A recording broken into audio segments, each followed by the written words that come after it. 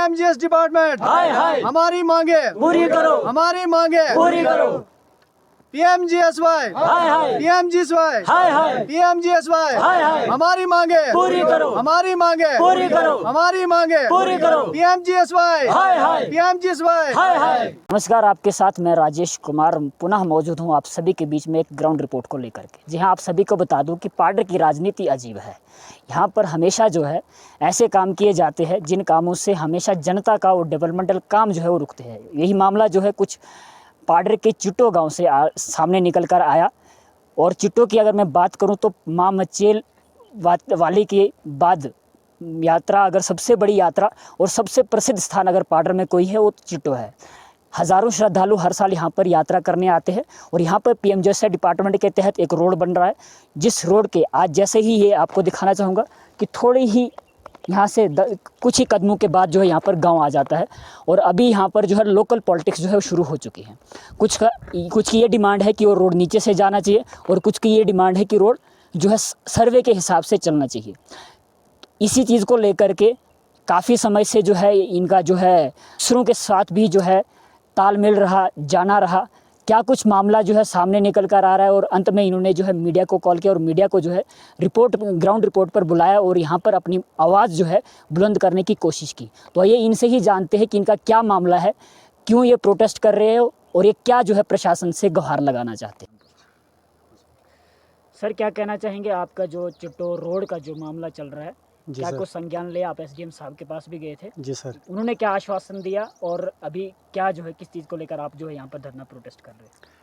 Sir, सबसे पहले मैं मीडिया का हार्दिक धन्यवाद करता हूँ जो इतने दूर दराज इलाके में आकर गरीबों की बात को उजागर कर रहे हैं।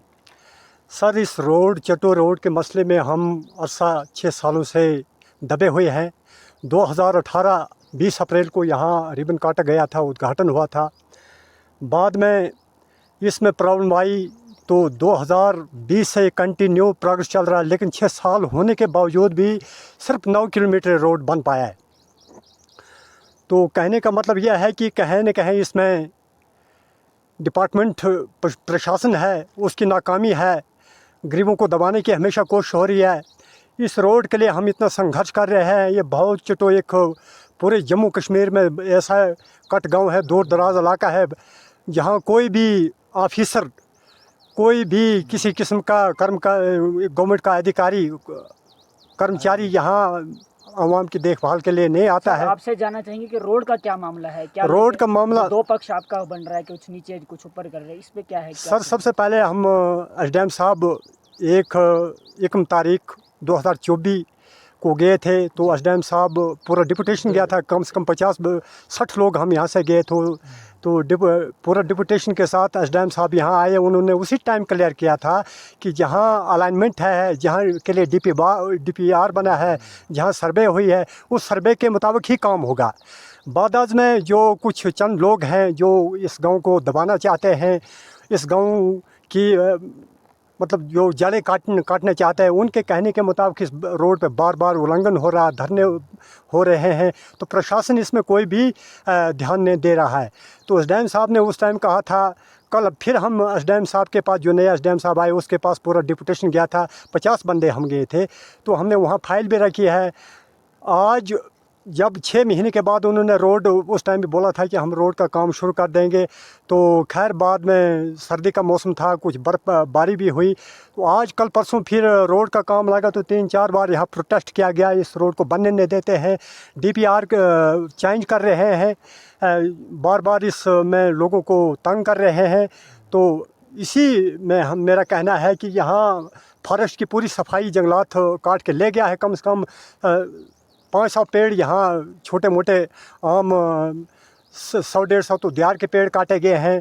फिर और बहुत सारे पेड़ काटे गए, जिस कम से कम मेरे हिसाब से 500 पेड़ काटे गए हैं, सफाई हो गई है। लेकिन आज ये डीपीआर के गैर कानूनी तौर पे मशीन को चला रहे हैं, जिसमें सर्वे से बाहर कम से कम 50-60 मीटर आगे लोगों के कहने पर ये रोड ठेकेदार के मुलाजिम जो हो ज़बरदस्ती से ले रहे हैं, कुछ लोगों के कहने से।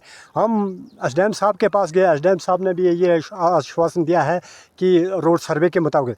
लेकिन आज जब एक्सीडेंट साहब यहाँ आए आए तो यहाँ रोड ऑन स्पॉट पे नहीं आए। पूरी पब्लिक सुबह 6 बजे से यहाँ आके बैठे हैं।